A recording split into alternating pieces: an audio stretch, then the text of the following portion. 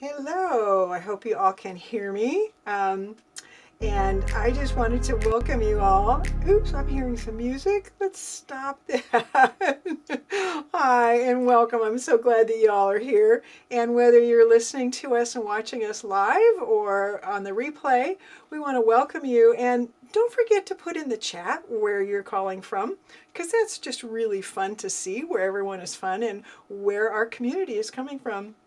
And I'm looking down because I'm reading off of a piece of paper because I don't want to forget the important things to tell you. Like, this is season 2 of Feel So Alive Informed.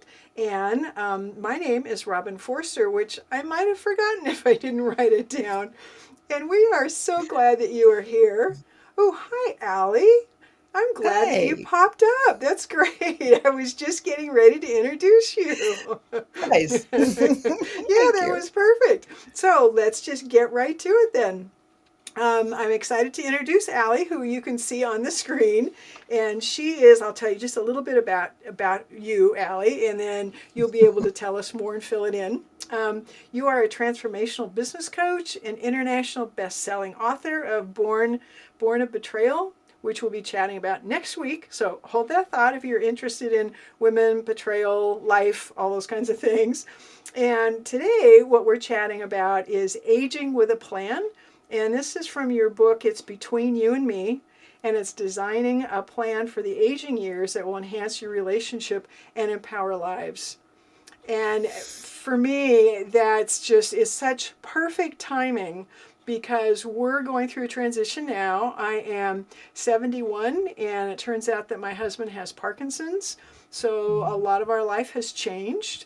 And when you and I started talking about, our different lifestyles and where we were coming from and where we are and all the things we've been through, because when you get over 50, you start having a lot of life experiences and start yeah, start gaining some wisdom from the mistakes that we've made. Hopefully. Hopefully, yeah, exactly. So, Allie, do you want to tell everyone who's listening on the live and on the replay a little bit about you? And I'm going to be looking to the side to make sure that we really are on Facebook and YouTube. Okay. So, why don't you go All ahead and right. fill us in? Where do I start? Wow. Okay. So, yeah, I'm a transformational coach, and I started coaching back in 1997. I raised 4 kids, lived on a ranch, and had animals and did all that prior to that. And in 1999, I bought a franchise and started in-home care agency. And the reason I did was because I come from a big fat Greek family. Well, they're not fat, but they are big. and and my grandmother was the matriarch of the family, and I was very, very close to her. And she had come to visit us and almost gassed herself. I was working and she was at home, and she lit the fire thinking she had to make tea, and only gas permeated the house. Unfortunately, my husband came home and found her unconscious and took her outside, saved her life. So that got me thinking about, what do seniors do when they don't live with somebody and there's no one there to watch over them. And that's when a series of events occurred, some of them very miraculous. And we started this in-home care agency where I hired and trained caregivers to go into the homes of seniors, wherever those homes were. Some of them were in facilities, some of them were in their own homes, and help take care of them, help to make each day easier by cooking meals and taking them places, and or helping them bathe and doing medication administration, that type of thing. And I did that for 8 years. And I also still coached and counseled, and then I ended up counseling and coaching a lot of my families of the aging parents, right? And the book came about after I sold the business and sat back and realized that we plan everything in our lives. We plan what college we're going to go to. We plan a wedding. We plan when we're going to have children. Hopefully, we plan, uh, anniversary parties. We plan vacations. We plan even our retirement. But nobody plans for those aging years.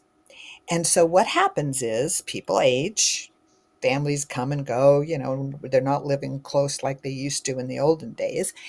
And something happens.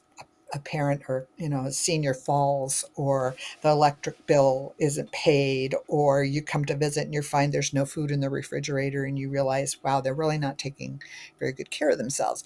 And in this crisis time, the adult children will come zooming in to save the day, and the seniors are at their most vulnerable at that point, right? If they've fallen, they're in the hospital, whatever, they're so vulnerable, they say yes to whatever.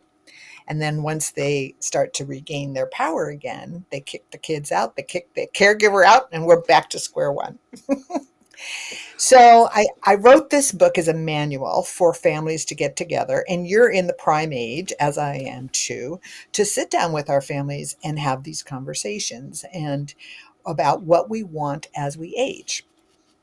And the book is set up in a way that it gives you a baseline. So both the caregiver and the adult parent would be looking at where they are today, because this always shocked me, but so many of my clients were in their 90s, and I'd be talking to their adult children who are in their 70s and who themselves have health issues.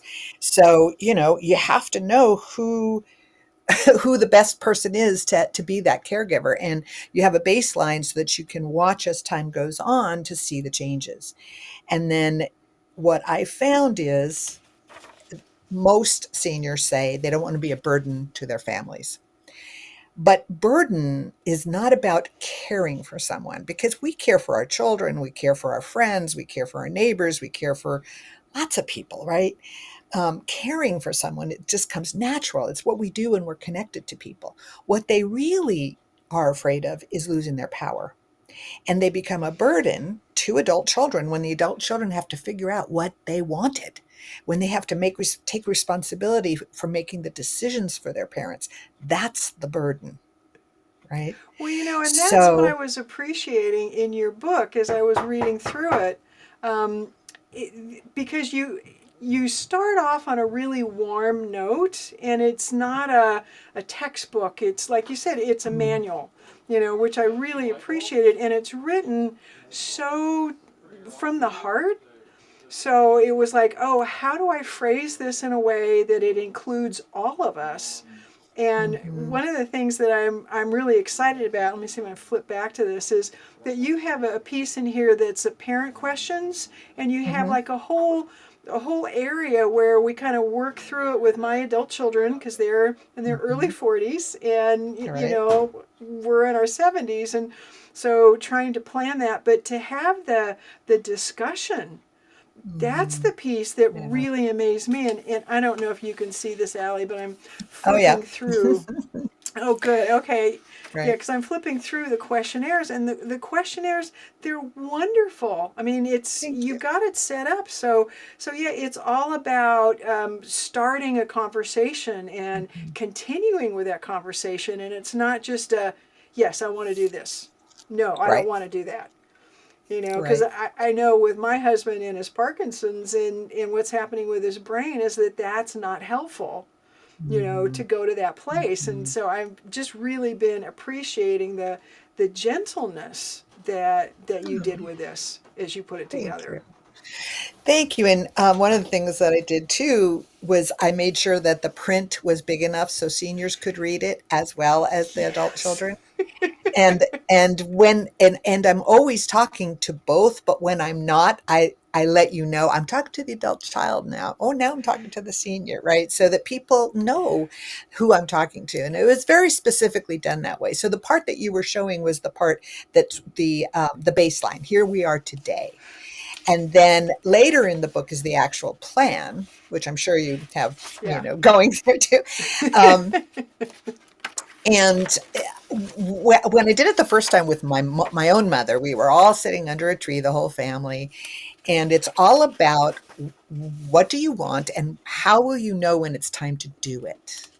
Because it's not just, yes, I want to, stay in my home as long as possible. It's also like, how will you know when it's time to not be alone? How will you know when it's time to drive? What will be the signal that it's time for a change? And the great thing about that is that even if that senior parent starts to lose some of their memories and have some kind of dementia or Alzheimer's, the adult child has everything written already there that says, if I can't find my keys 5 times in 1 week, it's time for me to get help. If I have a medical, like my pills, if I can't figure out my pills, it's time for me to leave that to somebody else, or if a bill doesn't get paid. So it's very personal, and there's plenty of opportunity for conversations. The hardest things for senior, of course, is to give up their keys and their car. And my mother was no different than anybody else. And so, when we started the conversation about that, she said, well, I can't, I'm a good driver. I said, of course you're a good driver today, but someday you might not be. And how will you know? Well, I've always been a good driver. And she just kept going back there. And I said, Mom, are there anybody right now, friends of yours, who you will not get in the car with because they're not good drivers? And she said, oh, yeah. And I said, okay. So if I said to you, I'm not going to let my grandchildren in the car with you because you're not driving safely anymore, would that be the time that you would recognize it's time to give up your keys? And she said, yes. And I said, write that down. And Wow. so we got to a place where she agreed that that was something she would never do, put her grandchildren in jeopardy, right? And Wow. so that would be when she would give up the keys to the car. But And it's that's okay to that's change so them too. clear. Yeah, but Yeah. that's so clear because I remember with Rick's mother, we didn't have any of these discussions going on. She lived in Mhm. upstate New York, we lived in Oregon, so it wasn't like we could just drop in to see how she was doing. And it got to the Mhm. point where I think it was the neighbors told us she was at the beauty salon at 10:30 at night when her appointment Mm. was 10:30 in the morning. So she was that confused. Yeah. Thankfully, it was a very small town, and so everyone kind of knew. Mhm. But but now to be in the position where it's important for me to do this with my children, it's Mhm. like, but I'm not that old. It's like, yes, I am. Right. I really But am. here's the thing. You don't you don't you don't have to be that old because number one, when you start having this conversation, and especially in your 60s and 70s with your adult children, it shifts the conversation, it shifts the relationship a little bit so that instead of being parent and child, you are more equals, your colleagues, your friends helping each other, right? Which is really, really important because you've heard that saying, that adult children become parents to their parents, parenting your parents. It's the Right. worst dynamic you could ever create. And it happens when the adult children and the seniors haven't taken the time to change that relationship into a peer relationship rather than just a parent child. So it's very important. And that's why it's good to have this stuff done in your 60s and 70s when you're all together there and you can shift that relationship and then you can change the plan later if something changes and you decide you don't want to do it the way you had planned it out. You can always change it. That's great. Well, and that's one of the many things I appreciated about how you wrote this because it's not set in stone. Life is going to Mhm. change. I mean, life happens. We all know that. And Right. but to have a vehicle to be able to have that discussion. So I'm kind of debating like, should I give this to my grown children as a Christmas present? And then we can talk about it. But Allie, I'm watching the clock and you were Mhm. kind enough to say 15 minutes and I'm so appreciative and so I think we're going to have to say goodbye. And I'm looking Yeah. down to see how to switch to the next scene. So since I'm still learning things,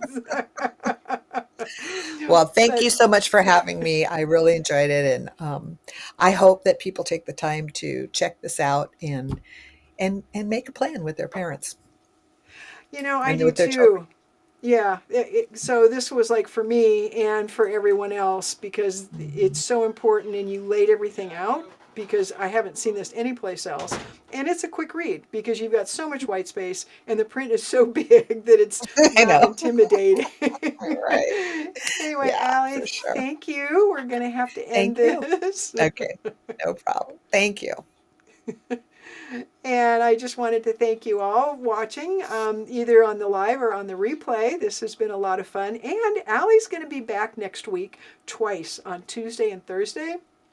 And don't forget to subscribe so that you can find out when she's coming back. And we're talking about betrayal because doesn't that happen to all of us at some point? But it's how we come out of that is really the key. So thank you everyone for watching. We really appreciate your time. And don't forget to subscribe.